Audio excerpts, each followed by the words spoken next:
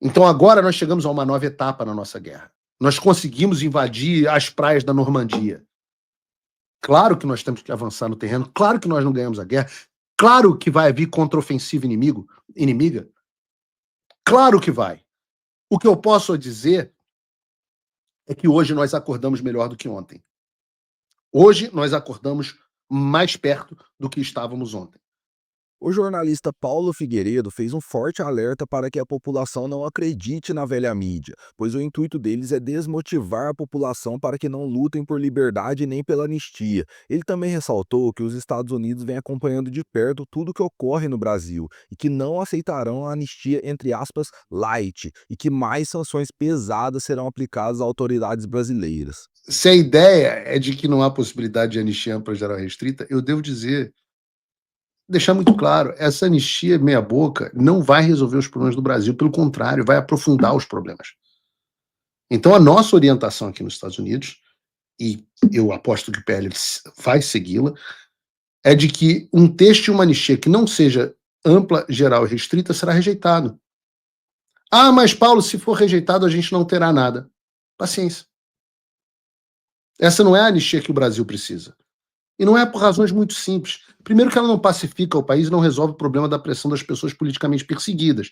E uma vez que não faz isso, não tem efeito algum em reverter, por exemplo, as sanções americanas contra os ministros do Supremo Tribunal Federal e as tarifas contra as exportações brasileiras. Vamos fazer o seguinte, vamos ver como os americanos vão se portar na semana que vem. Eu adianto aqui, início da semana, resposta duríssima. Como nós veremos ainda hoje, eles estão acompanhando os avanços legislativos e a situação política do Brasil e não ficarão satisfeitos com uma anistia meia boca. Hoje, ao telefone, conversei longamente com eles e eles estão sabendo os detalhes do que vem acontecendo. E a posição é: os Estados Unidos continuarão lidando com o Brasil com o grau de liberdade que o país dera aos seus cidadãos. Se o Congresso for sequestrado pelo Supremo Tribunal Federal, como disse o relator, essa entrevista foi traduzida e passada para os Estados Unidos. Se isso que ele está dizendo, que o Supremo Tribunal Federal sequestrou o relator, nós continuaremos aumentando a pressão. Ai, mas, Paulo, está tudo combinado. O Mota fez isso de jogo de cena. Eu falo, pô, mas não bastou? Ontem era o Mota ia votar anistia para perder. Aí passa com 311 votos, muda. Não. Agora o combinado é outro. Meu filho, você não entende como funciona o Congresso. Não tem esse negócio de combinado. Aquilo lá são um monte de interesses, existe um processo de convencimento, existe medo, existe um monte de coisa em jogo. E existe a sua pressão. Não funciona dessa forma. Parem de acreditar nessas pessoas. Eu já falei isso milhões de vezes. O Centrão abastece a imprensa com o que a imprensa quer ouvir. A imprensa utiliza o que o Centrão diz para ficar, ai meu Deus, não vai acontecer. Não se preocupem, Paulinho da Força pode falar o que ele quiser, mas quem decide essas coisas não é o relator. O relator não é um super-homem que decide unilateralmente qual vai ser o texto votado. Muito pelo contrário, quem decide é a maioria. Há uma série de instrumentos regimentais para você aprovar anistia ampla, geral e restrita, mesmo que o Paulinho da Força não queira, inclusive a possibilidade de trocar o relator. Por isso que eu estou dizendo, não se dê por derrotado. Parte do sucesso vai depender da pressão e da cobrança que você fizer ao seu deputado. E essa pressão tem que ser feita. Eu já disse, sem o PL, fiquem tranquilos, sem o PL na jogada, nenhum texto é aprovado. Então, se eles quiserem escantear a direita para propor uma anistia light deles, também não vai dar certo. Vamos ter aí, ele está falando de mais 2 semanas, eu acho que mais 3 ou 4 de discussão. Eu volto a dizer, o Centrão abastece a imprensa do que ela quer ouvir e, no final das contas, ele acaba fazendo o contrário do que diz para a imprensa. 2, 3 semanas atrás não era possível que a anistia fosse votada. Aí essa semana já virou, não, vai ser votada a urgência, mas já está combinado que vai perder. Agora já está combinado que vai ser votado, mas vai ser uma anistia light. E as pessoas, os analistas da internet, ficam lendo a imprensa, se informando pela imprensa. Eu não me informo pela imprensa. Eu falo com 10, 15 deputados todos os dias da minha vida. Deputado de centro, deputado de direita, falo com governador, deputado de centro, deputado de direita. A imprensa, o que a imprensa quer? A imprensa quer te derrotar. Ela quer dizer que não tem chance de aprovar a anistia. E tem gente da direita comprando isso. Porque ela sabe que se ela conquistar a sua mente e o seu coração, você já está derrotado. Ela também dizia que não tinha chance de acontecer a sanção dos Estados Unidos. A imprensa agora diz que as sanções não têm efeito. E a gente está vendo os efeitos. A gente viu a mudança os efeitos na mudança do posicionamento do STF, a gente viu os efeitos agora na mudança de posicionamento do Congresso. Não, mas nada vai adiantar. Não tem chance de aprovar a anistia. A anistia agora não vai passar. Não, mas se passar, não se passar, não vai ser ampla, geral e restrita. E não vai liberar o Bolsonaro. Não, mas se liberar o Bolsonaro, aí não vai passar no Senado, o Alcolumbre vai barrar. Não, mas se passar no Senado, não, se passar no Senado, o Lula veta. Ah, não, e se o Lula vetar, vão derrubar o veto? Não, mas se derrubar o veto, vão derrubar no STF, ou seja, eles querem. O trabalho deles é criar conjecturas mentirosas para fazer você desistir. E tem gente comprando essa porcaria. Bando de broxa! Enquanto isso, nós aqui, o que a gente vai fazer? Vamos trabalhar ponto a ponto. Primeiro, resolvemos o problema de pautar na Câmara. Algo pelo qual, volto a dizer, nós estamos lutando há 2 anos.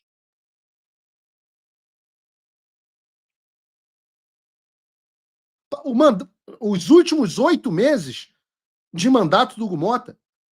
Agora a gente vai trabalhar no texto. Depois de trabalhar no texto, a gente vai trabalhar na aprovação.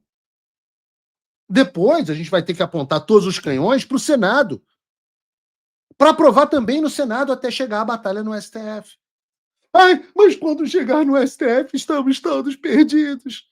O faraó vai nos matar, ele vai chegar com os seus carros de guerra. Quando chegar no STF, olha, já vou te adiantar, a batalha não é tão ingrata quanto muita gente pensa. A gente já vai ter vencido todos os outros frontes e vai ter uma cidade para conquistar, um inimigo. Mas vamos ter um país inteiro alinhado em defesa da anistia e os Estados Unidos nos dando suporte aqui do exterior. Ora, veja, hoje no STF a gente já tem 3 ministros abertamente dissidentes. Nós temos um ministro Barroso choramingando ao vivo, como a gente vai ver daqui a pouco. E eu pergunto a vocês sabem qual é a posição do Fachin? Eu não sei. Vocês sabem qual é a posição do Dias Toffoli? Não sei. Só para dar 2 exemplos, andam calados, né? Será que não é possível mudar a posição deles depois de uma Magnitsky, que já vai ter tido efeito, destruído a vida do Alexandre totalmente, pegando suas famílias, suas empresas e absolutamente tudo que ele tem, e possivelmente outros ministros, até lá, de outros ministros do STF? Eu repito, eu falo isso todos os dias. Nós não podemos nos esquecer que nós temos o único aliado que importa, que é o Senhor dos Exércitos. Nós temos a providência, e eu tenho fé nisso. Eu tenho fé que eu vou fazer o que é certo, eu vou buscar o reino dos céus, e todas as demais coisas me serão acrescentadas. E no fundo é isso, as pessoas têm um problema de fé. Façam a parte de vocês e deixem que Deus se encarregue do restante, mas faça tudo o que você puder. Tudo o que você puder. Esquece as notícias, esquece os acordos de bastidores. Isso acontece o tempo inteiro. É claro que há acordos de bastidores. Não há há 30 acordos diferentes de bastidores que mudam o tempo inteiro de acordo com a conveniência do momento. Então é claro que a gente tem que estar vigilante. Mas esperem o melhor. E tão somente estejam preparados para o pior. Quem só espera o pior nunca ousa. E quem não ousa não vence, porque já foi derrotado dentro da própria mente e do coração. E eu sou um vencedor, eu venci em tudo que eu fiz na minha vida. E eu não entrei nessa briga para perder. Eu vou vencer. Você vai vencer. O primeiro mais importante, que é o assunto de hoje, é que a maior barreira que nós enfrentamos até agora foi derrubada. O problema real era a discricionalidade que o regimento interno atribui ao presidente da Câmara. Se o Mota não quisesse botar em votação, realmente não colocaria. E o que nós poderíamos fazer era derrubar o Mota. Que seria um trabalho enorme, uma etapa anterior. O problema todo era se a urgência seria ou não votada. Eu digo há pelo menos 8 meses, mas na verdade há 2 anos desde o Arthur Lira. Então, graças à pressão dos Estados Unidos, mas também às ruas, que tornaram a situação insuportável, a ponto de 2 meses atrás, vocês não sabem, mas eu sei, 1 mês e pouco atrás, o Alexandre de Moraes ter recebido um emissário do Congresso dentro da sua sala para dizer a ele: o presidente Hugo Mota não vai mais conseguir segurar. Estou aqui para lhe dizer que o presidente Hugo Mota não vai mais conseguir segurar. É claro que você não sabe disso. Há muitas coisas que as pessoas não sabem. Há muitas coisas que as pessoas não sabem, mas querem pagar de que sabem todos os acordos que estão acontecendo nos bastidores, porque leram na Globo News, na André Sadia, ouviram um cara falando. Mesmo na Câmara, um monte de deputado perdido. E o que dá para dizer é que o problema de ontem foi resolvido. Comemorem, celebrem. A parte do Hugo Mota ele fez. Agora cabe a nós defendermos a nossa posição da anistia ampla, geral e restrita. Nós não aceitaremos a anistia light meia boca. Eu estou me comprometendo com você a não retroceder. Não parar, não precipitar e não retroceder.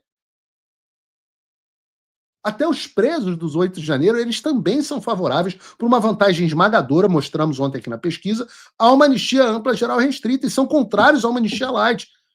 Isso pode ser duro, mas tem que ser dito. O objetivo aqui não é salvar uma pessoa, 2 pessoas. O objetivo não é salvar o Bolsonaro. O objetivo não é salvar os presos do 8 de janeiro. O objetivo não é salvar o Paulo Figueiredo, o Alan dos Santos. O objetivo é salvar o Brasil, é salvar a sua democracia, é salvar a liberdade mínima que nós precisamos ter para resolver os outros problemas do país. Se amanhã me oferecem uma anistia, Paulo, vai ter uma anistia que vai te contemplar. Eu vou falar, vai resolver os problemas do país? Não, Paulo, tá tudo certo. Vai ter uma anistia light, mas a gente vai dar um jeito aqui de te incluir. Não! Ora, eu não sou estúpido. Primeiro porque eu penso no resto das pessoas que estão no país.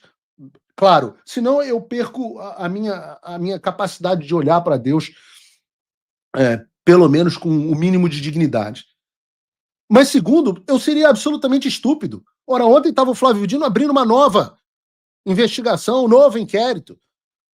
Se a anistia não retroagir até 2019, que tira o Alexandre da posição que encerra os inquéritos, tira o Alexandre da posição de relator, toda hora eles poderão abrir novos inquéritos a hora que eles quiserem. Então a anistia contempla todos os fatos e, consequentemente, todo mundo, ou ela não contempla os fatos e, consequentemente, ninguém. E o que eu posso fazer nesse sentido? O que eu posso é garantir que as sanções continuarão a chegar. Então, você do setor de exportação, do agronegócio, aliás, a maior bancada no Congresso Nacional, você da Faria Lima, use a sua influência para pressionar os deputados que você conhece. Se a anistia ampla, geral e restrita for aprovada, eu garanto a você que as coisas vão melhorar. Caso contrário, vai continuar havendo choro e ranger de dentes. Depois não diz que eu não avisei. Se você gostou desse vídeo, já deixa o like, se inscreve no canal e ativa o sininho para não perder nenhuma atualização. Compartilhe também com os amigos, porque aqui você fica sempre por dentro dos bastidores da política brasileira.